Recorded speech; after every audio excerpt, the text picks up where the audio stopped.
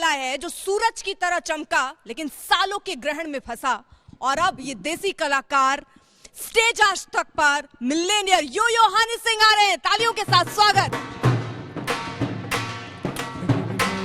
Fat cigars, pull up like a shake, chauffeured cars, tailor suits, lakha de pair.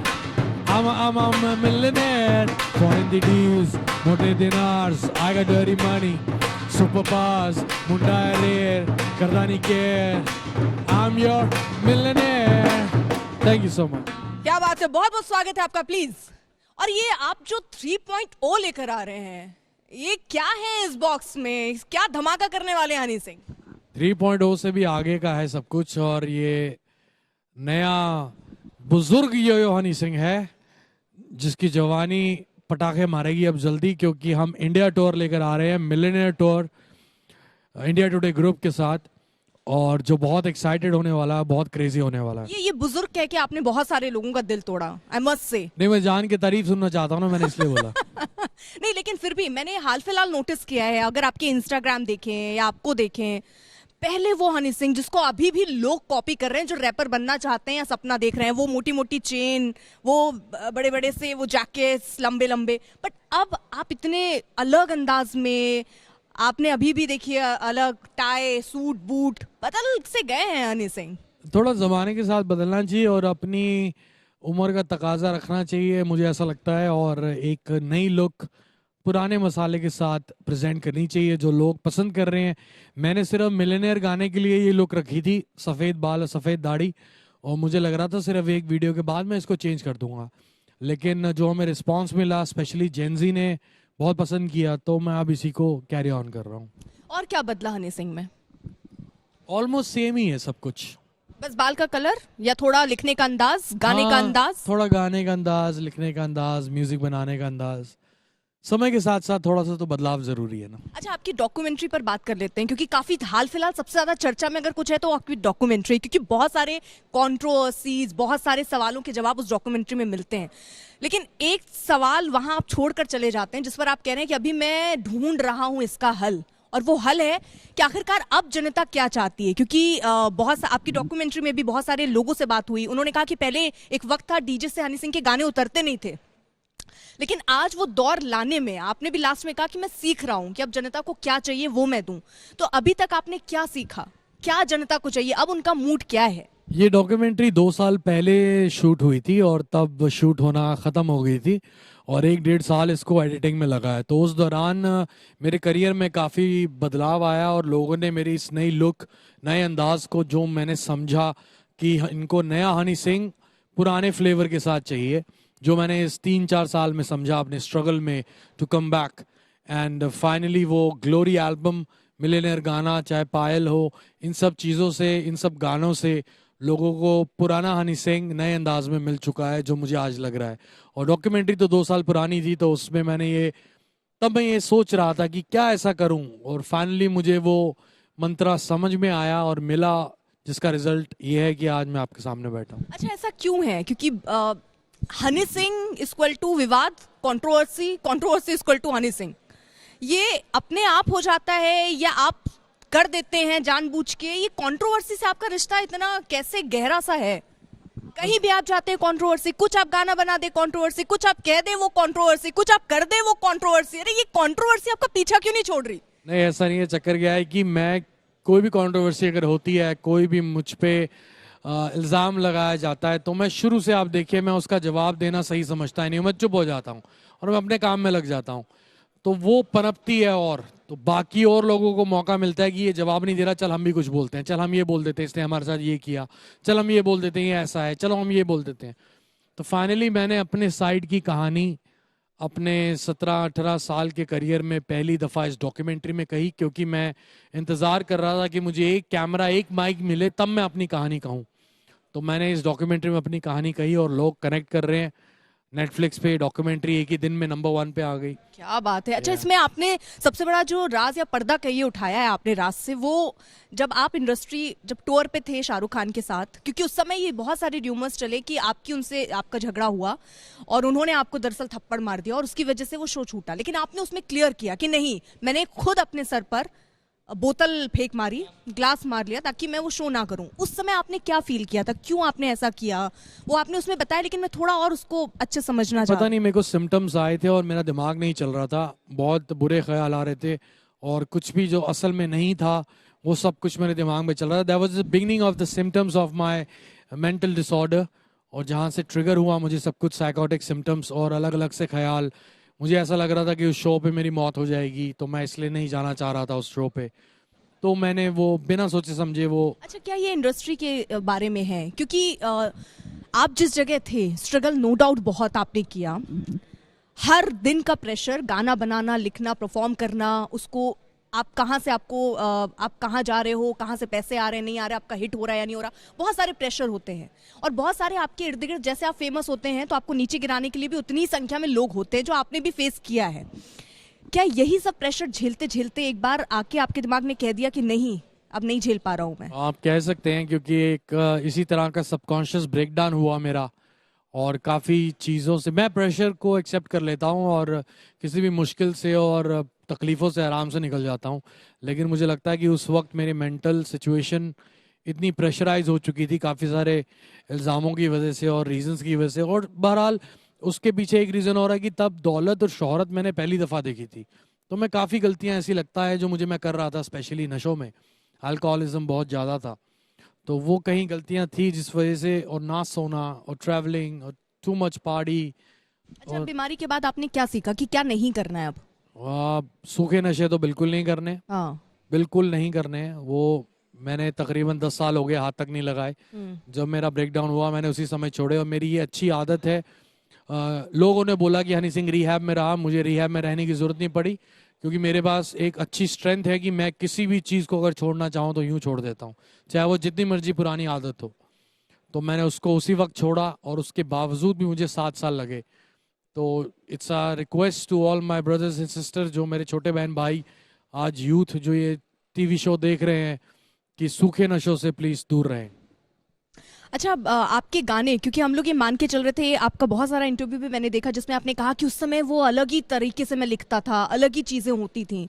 लेकिन आज की date में भी आपके गाने पे अगर बीप करना पड़े, मिलियनेयर में भी आपने भी गाना भी, आप, क्योंकि मैं पहले ये गाना सुना दीजिए, फिर आप इसमें खुद ही बीप कहेंगे, उसको लेके मैं सवाल पूछूंगी फिर। Italy the maid, fat cigars, pull up like a shake, chauffeured cars, tailor suits, lakhan de pair. I'm a millionaire.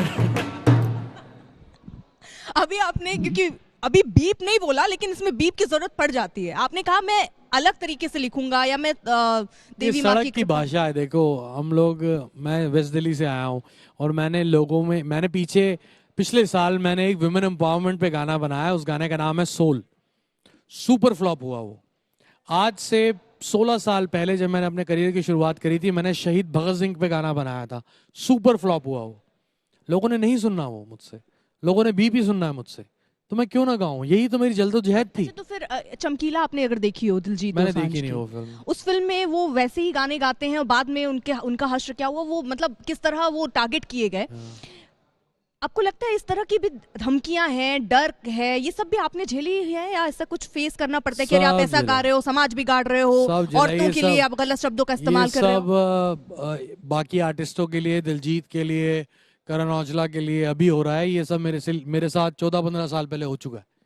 और जो भी आप राइज करते हो, लोग कनेक्ट करते हैं आपके साथ, आपकी वाहवाही होती है, आपकी बल्ले बल्ले होती है, और आप एक इजी टारगेट बन जाते हो, एक इजी इल्ज़ाम बन जाते हो कि इसमें साला ये है, इसमें साला वो है, इसमें ये बुरा है, इसमें वो बुरा है, इस इंसान में ये बुरा है।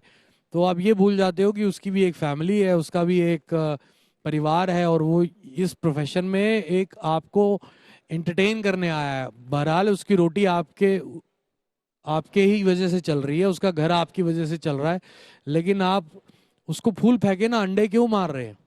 क्यों मार रहे हैं टमाटर? उसको सुन भी रहे हैं, उसको चला भी रहे हैं। तो ये अभी जैसे दिलजीत भाई के साथ हुआ, करण के साथ हुआ, ये सब मेरे साथ 14-15 साल पहले हो चुका है। पुतले उतले सब आपके लिए सड़ तो चुके हैं कहते थे कि मेरे। छोटे बच्चे क्या सीख रहे हैं, आज छोटा बच्चा इस तरह के गाने गा रहा है। आपकी डॉक्यूमेंट्री में मैंने देखा कि आपने एक गाना सुन रहे हैं आप, और कह रहे बताइए मुझे बदनाम कर रहे हैं, पहले क्या ऐसे गाने नहीं आते थे? दिन में लेती है, रात में लेती है। अब गानों के एग्जाम्पल दूंगा तो आप हैरान हो जाएंगे कि हमारे को बचपन से कौन कौन से गाने सुनाए गए हैं, हमारे सबकॉन्शियस में क्या डाला गया है। तो वही हम बनाएंगे ना, कुछ नया तो लेकर नहीं आएंगे। तो जो ठीक है, वहाँ सिंबल था ना, फूल कुछ फूल भी टाइप का सिंपल, था। क्या किसने आप कहा तो फूल, एकदम स्ट्रेट। किसने बोला फूल वूल कहा था? ऐसे तो बिल्कुल नहीं था। बहुत सारे एग्जाम्पल अब मैं भूल गया। मैं अगर इस तरह के कोई तगड़े से इंटरव्यू में जाता हूँ तो मैं 2-3 एग्जाम्पल याद करके जाता हूँ। तो एक वो गाना था, मैंने एग्जाम्पल उसका दिया था कि आज की रात मेरे दिल की सलामी ले ले। ये कौन सी सलामी है जो दिन में नहीं दे सकते, वो रात को देनी है उन्होंने। इसका डबल मीनिंग है ना, अगर आप समझे तो। एक औरत को वो ये कैसे बोल सकते हैं कि आज की रात मेरे दिल की सलामी ले ले? अब दिल को अगर आप हटा दें तो वो गाना पूरा खतरनाक बन रहा है, और आज से 50 साल पुराना गाना है। तो ऐसी कई सारी चीजें हैं जो समाज में नहीं है। और मेरे को ऐसा लगता है कि पहले लोग बहुत ओपन हुआ करते थे, एंटरटेनमेंट को एंटरटेनमेंट की तरह लिया करते थे। आज उसको जाति धर्म या कल्चर खराब कर रहा है, या ये माहौल खराब कर रहा है, ऐसा सब कुछ करने लग जाते हैं जो गलत है। ये इनसाइडर मतलब जो आपके ही जो आगे बढ़ना चाहते हैं, आपको पीछे लाने के लिए इस तरह माहौल बनाया जाता है, या वाकई समाज की तरफ से आवाज उठती है कि नहीं ऐसे गाने नहीं गाने? समाज आपको की क्या तरफ से बिल्कुल नहीं उठती। अगर समाज देखो, आज हम लोग मोस्ट ऑफ द शोज, मैं हिंदुस्तान में शोज काफी सारे करता हूँ जो वेडिंग के शोज होते हैं। लोग अपनी बहनों की और बेटियों की शादी में हमें बुलाते हैं। अगर हम इस तरह के आर्टिस्ट होते तो वो बहनें क्यों नाचती मेरे गानों पे? सब गाता हूँ मैं उधर, डोप शोप ना मारे करो। कौन सा गाना? एना वीना डोप शोप मारे करो। कौन सा? एना वीना नहीं, डोप नहीं, गा के। एना वीना डोप शोप मारे करो, सानू वेख के ना नक चाड़िया करो, साडे लिखे खता नू ना पाड़िया करो, ना ही दूजे मुंडिया नू इदा ताड़िया करो। एना वीना डोप शोप मारिया करो। सब गाता हूँ मैं, और मजे में एंजॉय करते हैं। कोई नहीं सोचता कि ये क्या गा रहा है क्या नहीं गा रहा। आंटी पुलिस बुला लेगी, कान में दम है तो बंद करवा लो। सब गाता हूँ मैं, और मुझे पैसा देते हैं और मेरे को एंजॉय करते हैं। लेकिन ये वाला गाना कौन सा? यही वाला, आंटी पुलिस बुला लेगी। पारी ऑनलाइन, पारी ऑनलाइन, पारी ऑनलाइन, वीरू पारी ऑनलाइन। सुन लो सारी दुनिया वालों, जितना भी तुम जोर लगा लो, करेंगे पार्टी सारी रात, कान में दम है तो बंद करवा लो। पारी ऑनलाइन, पारी, सब चलता है। सब गाने चल रहे हैं, धमाका सब एकदम चलते हैं। भरपूर चल रहा है। आज तक चल रहे हैं। हाँ, अच्छा, मैं ये समझना चाह रही हूँ, आपको मैं एक राजनेता से अगर तुलना करूं तो मुझे बहुत सिमिलर लगती हैं बहुत सारी चीजें। जैसे आप क्या करते हो ना, आपका जो कमबैक था, बहुत सारे लोग कमबैक करना सोचते हैं कि मुझे करना है कमबैक। आप 3.0 लेकर आ गए, आप पहले भी आए, फिर आप बीमारी की वजह से नहीं थे, फिर आप आना चाहे और आपको फिर खुले बाह से मौके भी मिल रहे हैं, आप कर भी रहे हैं।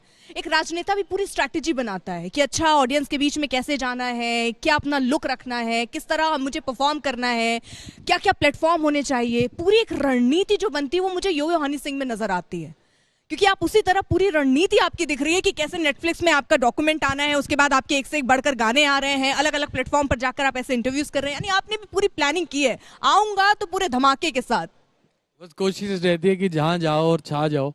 लेकिन ऐसा कुछ राजनेता, सियासत और राजनीति के बारे में मुझे ज़्यादा नॉलेज नहीं है, और इतना ज़्यादा उस बारे में पता नहीं है। मैं सिर्फ एक कलाकार हूँ, और थोड़ा सा स्ट्रैटेजी आप लगाते हैं, मतलब मेरा इतनी नहीं, मतलब आप ऐसे जो ही दिल किया वो। स्ट्रैटेजी नहीं है आपकी?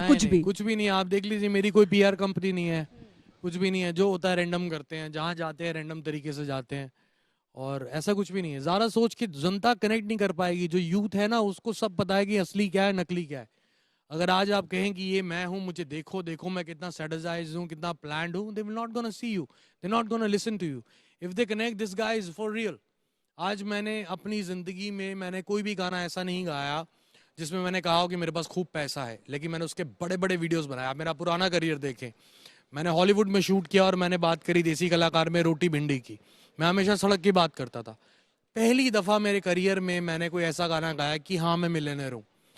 उस जनता ने कनेक्ट किया, क्योंकि उनको मेरी स्टोरी पता है कि ये करमपुरा से आया और इसने पैसा कमाया, इसका ये लाइफस्टाइल है। स्ट्रैटेजी का एक और इशू है, जैसे क्या होता है, बहुत सारे राजनेता अलग अलग तरीके से राजनीति कर रहे हैं। अब मैं एग्जांपल दूं, एक हाल फिलहाल एक पार्टी आई थी जिसने फ्रीबीज की बहुत सारी बातें की, मतलब बहुत सारी चीजें उस तरह से। आपकी स्ट्रैटेजी क्या रही उस दौर पे, जब कोई जानता ही नहीं था रैपर क्या है, या रैप क्या होता है, या गाने में कैसे रैप होगा? उस समय आप रैप लेकर आ गए, कुछ नया आपने इंट्रोड्यूस किया, लोगों ने उसको खुले बाहों से स्वीकारा। तो ये स्ट्रैटेजी है। आप अभी भी यही कहते हैं कि मैं कुछ और मैं सीख रहा हूं, पब्लिक को क्या चाहिए मैं सीख रहा हूं और वो दूंगा। तो ये आपकी स्ट्रेटेजी है, आप बस मानिए मत कोशिश मानिए। इतनी रहती है कि जो सब कर रहे हैं वो ना करूं, और जो मैं खुद कर चुका हूं वो भी ना करूं। तो कुछ नया होगा तो ही मजा आएगा, हरकत होगी तो बरकत होगी, ये मैं सोचता हूँ। अच्छा, अब हनी सिंह जब अकेले होते हैं, अपने गाने तो आप सुनते ही हैं क्योंकि दिन भर आपको बनाना है। आप कौन से गाने सुनना चाहते हैं? आप मैं कौन से गाने सुनते मैं हैं, किसके मोहम्मद गाने सुनते हैं? मोहम्मद रफ़ी सुनता हूँ, मेहंदी हसन सुनता हूँ, गुलाम अली सुनता हूँ, और अली सीठी मेरा दोस्त है कौन सा उसको आपका सुनता हूँ। फेवरेट गाना है? वो एक आपकी, मतलब अगर आप मैं गाएंगे हर कोई। जगह गाता हूँ। हाँ। वो गाना रफ़ी साहब का, ढोल मत बजा देना उस पे भाई। लिखे जो खत तुझे वो तेरी याद में हजारों रंग के नजारे बन गए, सवेरा जब हुआ तो फूल बन गए, जो रात आई तो सितारे बन गए, लिखे जो खत तुझे, ये सब सुनता कभी हूँ। आपने सोचा इसमें रैप करने का? अगर आपको रैप करना हो इस गाने में तो आप क्या करिए कीजिएगा? अभी तो सोचा नहीं, लेकिन डेफिनेटली कुछ करूंगा ऐसा। एआई आजकल आ गया है, तो रफी साहब का एआई निकाल के कुछ करूंगा। इसमें भी कुछ या दिमाग चलता रहता है आपका एकदम। Always always it has to अच्छा, लाइक। हाल फिलहाल अभी क्योंकि आपसे जब मैं बात कर रही हूँ तो एपी ढिल्लोन और दिलजीत को लेकर, क्योंकि अनब्लॉक और ब्लॉक का गेम चल रहा है उनके बीच में, और उसमें बादशाह की एंट्री होती है और वो ये कहते हैं कि वो गलती ना करो जो मैंने की। उनका ये कहना है कि अगर तेजी से जाना है तो अकेले जाओ, और वहां जाके टिकना है तो साथ में लेके चलो। देखो, पहली बात की ज्ञान दे कौन रहा है? जियान ज्ञान दे रहा है।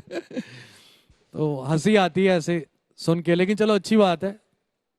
उसको लगता है उसने गलतियां करी और लोग ना करें, लेकिन मुझे नहीं लगता कि एपी और दिलजीत भाई कोई गलती कर रहे हैं। मुझे लगता है कोई छोटी सी कंफ्यूजन है, और बाकी जितना लोगों को आदत है दूसरों के पंगे में घुसने की पब्लिसिटी के लिए, तो साफ नजर आ रहा है कि कोई ज्ञान कम दे रहा है, इस पब्लिसिटी को कैश करने की ज्यादा किसी का मकसद है। तो जहाँ तक मैं एपी को जानता हूँ, he is very innocent, very simple guy. कोई छोटी सी कंफ्यूजन हुई होगी। और दिलजीत भाई तो वैसे ही बहुत सिंपल और फोकस्ड आदमी है।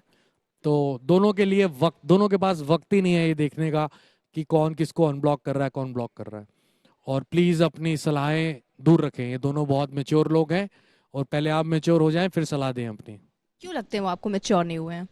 कहाँ मेच्योर है, दुनिया हंसती है उन पे आज भी। इतना कुछ करने के बाद, पैसा कमाने के बाद, नाम कमाने के बाद भी प्यार नहीं कमाया उन लोगों ने, क्योंकि उनकी शुरुआत गलत थी। वो हनी सिंह को गाली देते हुए आए, हनी सिंह के बारे में गलत बोलते आए। 10 साल हनी सिंह चुप रहा, आज मैं बोल रहा हूँ मेरे फैंस की वजह से। मेरे को इतने डीएम आए कि पाजी आप चुप क्यों, हमारा खून खौलता है, आप 10 साल से चुप हो। इन लोगों ने आपके लिए गाने निकाले, आपके लिए स्टेटमेंट्स दी, जब आप बीमार थे तब भी इन्होंने आपका मजाक बनाया, आपके मोटेपन का मजाक बनाया, आपके गाने नहीं चल रहे थे उसका मजाक बनाया।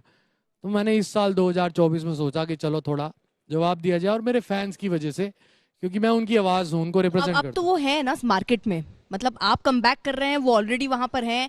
आपने जो बनाया, हालांकि उसी से वो आगे बढ़े हों, लेकिन अभी हैं वो आपके सामने, तो अभी क्या जवाब होगा उनका? नहीं नहीं, वो मेरे आसपास भी नहीं है, मैं उनको कंसिडर ही नहीं करता, उनको कंसिडर ही नहीं करता। कर में ही नहीं है। टक्कर में कोई नहीं थे। मैंने वही बात अभी पीछे भी किसी एक टेलीविजन पे बोली कि मुझसे बेहतर बहुत कम है, मुझसे नालायक तो काफी मिल जाएंगे, आदि मेरी औलादे हैं। तो मेरे हेटर्स को हेट मत करो, वो मेरी ही औलादे, वो मेरी ही नस्ल, कभी जज करते थे हसल। क्या बात है, लेकिन अब आप खुल के बोल रहे हैं, ये भी हनी सिंह बदले हैं। हाँ, अंदाज ये मैं लुक बदला हूं, नहीं, ये मैं भी बदला जिंदगी है। में ऐसा बिल्कुल नहीं था। मतलब मुझे गाली दो, मुझे चांटा मारो, मुझे लात मारो, मैं पलट के जवाब देने वालों में से नहीं था। क्योंकि मैं रिवेंज में बिलीव नहीं करता हूँ, मैं पनिशमेंट में बिलीव करता हूँ। They are two different things. So it's time to punish. और वो क्या अंदाज रहेगा आपका? वो अभी देखेगी दुनिया, दुनिया देखेगी। पूरी दुनिया देखेगी। अच्छा, आपने मोटेपन का आपने जिक्र किया। बहुत सारे फिल्म स्टार हैं जो बहुत मेहनत करते हैं किसी फिल्म के लिए या अपने को फिट रखने के लिए। बॉडी बनाना है, सिक्स पैक ऐप बनाने हैं। आप क्योंकि एक बीमारी से भी जूझ रहे थे, आप मेडिकेशन में भी थे, बहुत सारे चैलेंजेस थे आपके लिए।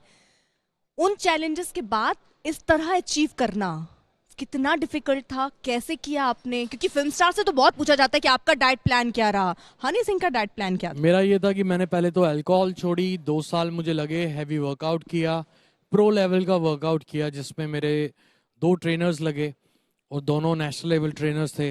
अरुण भाई और उदेश, उन दोनों ने मेज पे मेहनत करी। और सिर्फ 1 kg बॉइल्ड चिकन, क्योंकि मैं नॉन वेजिटेरियन हूँ, और थोड़ा सा लैम्प, और मैंने तकरीबन 2-3 साल से रोटी सिर्फ 1-2 दफ़ा खाई होगी, सिर्फ राइस, वो भी 3 हफ्ते में सिर्फ 3 बार।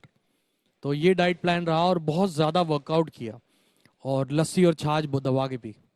हाँ। अच्छा, तो वो पंजाबी तो आप उस समय जब आप मोटे हुए थे तब भी आप अच्छे लगते थे, आपके तब भी बढ़िया गाने निकल रहे थे, फिर आपको ये इंस्पायर किसने किया कि आपको ये मेरे ये फैंस, बादशाह या ऐसे लोग जो मजाक उड़ाते हैं उसने आपको? नहीं नहीं नहीं, उन लोगों ने तो बिल्कुल कभी इंस्पायर नहीं किया मुझे किसी भी चीज़ के लिए। मेरे फैंस ने, वो चाह रहे थे कि मैं फिट हो जाऊं, मैं थोड़ा बेहतर दिखूं, और सफ़ेद बाल और सफ़ेद दाढ़ी रखना एक मेरे लिए चैलेंज था और एक इम्तिहान था।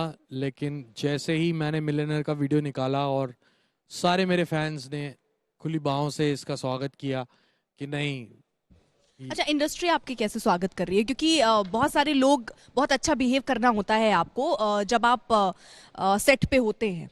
आपकी जिस तरह से आपकी बीमारी थी उससे लोग, क्योंकि आपने बहुत सारे आपके कॉन्सर्ट थे जिससे आपने छोड़ा, जो बिहेवियर आपका लोगों ने देखा, तो हो सकता है कि उनके अंदर एक डर हो कि क्या पता आप कब क्या रिएक्ट करें। तो क्या वो आपने फेस किया अब जब आप काम कर रहे हैं नए सिरे से? नहीं, बिल्कुल नहीं। मैं अभी भी मेडिकेशन पे हूँ, और पूरे इंडस्ट्री का, और सारे मीडिया ग्रुप्स का, सारे प्रोडक्शन हाउसेस का, सारे लेबल्स का, specially T series, and everybody, they welcome me, they understand my situation, that I'm a mental patient, I'm recovering and I want to work.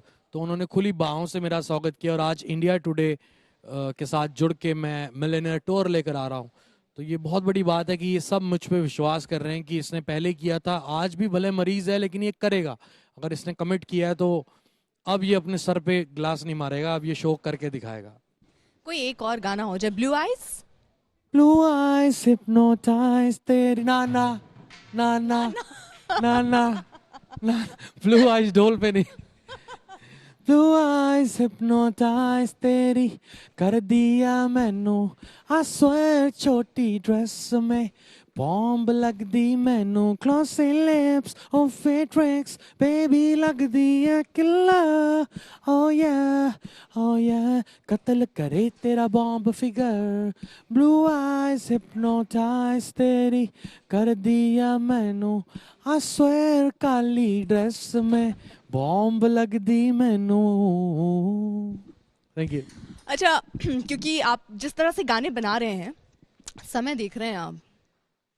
अच्छा, एक और चीज़ मैंने आपके बारे में नोटिस की, क्योंकि जब हम ये शो शुरू कर रहे थे आप बहुत कामली बैठे हुए थे, थोड़ा सा, क्योंकि शो जब हम तैयारी कर रहे हैं तो थोड़ा वक्त लगता है, लेकिन आप बिल्कुल पैनिक नहीं थे। क्योंकि एक इमेज, आपको जो इंसान टीवी पे देखता है, आपको गाते हुए सुनता है, आपके गाने सुनता है, तो इतना अग्रेसिव देखता है, वो सोचता ही नहीं कि हनी सिंह ऐसे आराम से कुर्सी पे बैठ सकते हैं। वो मैंने देखा है, और वो मेरे लिए बहुत शॉकिंग भी था कि आप एकदम आराम से बैठे, आपको कोई हरी नहीं है, कोई जल्दी नहीं है, चलेगा जब शो चलेगा। ये आप बीमारी के बाद आपने डेवलप किया अपने अंदर, या आप हनी सिंह ऐसे ही थे स्टार्टिंग से? देखो, पहली बात, अब तक तो ये डॉक्यूमेंट्री से लोग देख के, मेरी नेटफ्लिक्स डॉक्यूमेंट्री, इसका नाम फेमस है, ये देख के पहचान गए होंगे और समझ गए होंगे कि हनी सिंह कैसा है। जो हनी सिंह की इमेज लोगों ने बना रखी थी दिमाग में, और जो सोच रखा था कि हनी सिंह ऐसा होगा, वाइल्ड क्रेजी, मैं हूं। लेकिन वो एक मेरी खुद की बनाई हुई इमेज है, जो मैंने आज से 15 साल पहले बनाई, जिससे हिंदुस्तान का हर युवा कनेक्ट करता है, यार ये तो मैं हूँ, यार पार्टी करता हूँ तो ऐसे करता हूँ, यार दिल टूटता है तो ऐसे टूटता है, यार दारू पीता हूँ तो ऐसे पीता हूँ, जो करता हूँ इसकी तरह करता हूँ। तभी हिंदुस्तान की यूथ ने मेरे से कनेक्ट किया। लेकिन मैं असल में क्या हूँ, कितना काम रहता हूँ और कितना ईजी लेता हूँ हर चीज़ों को, वो लोगों ने डॉक्यूमेंट्री में देखा। और मैं असल में I am very chilled out, I don't give a F two anything, I don't give a F anything. ये नहीं बदलेगा शायद, ये नहीं बदलेगा, और ये हाँ, ये अंदर है, ये नहीं बदलेगा। खैर, अब बहुत सारे आपके फैंस होंगे जो चाहते भी होंगे कि ये बदले ना, लेकिन आपने कहा बहुत चिल, बहुत काम माहौल पे हमने बात कर ली। लेकिन क्योंकि अब हम उस पड़ाव पर अब पहुंच चुके हैं जहां हमें अब खत्म करना है, आपने वक्त भी देख लिया, तो अब यहाँ चिल मामला नहीं होना चाहिए। यहाँ एक गाना जो एकदम धमाकेदार होना चाहिए, जिसके साथ हम वाइंड अप करें। कोई पंजाबी गाना एकदम ढोल वोल के साथ बढ़िया सा एकदम बजे। सुनो कल रात की कहानी, पीली रेड वाइन मैंने पुरानी,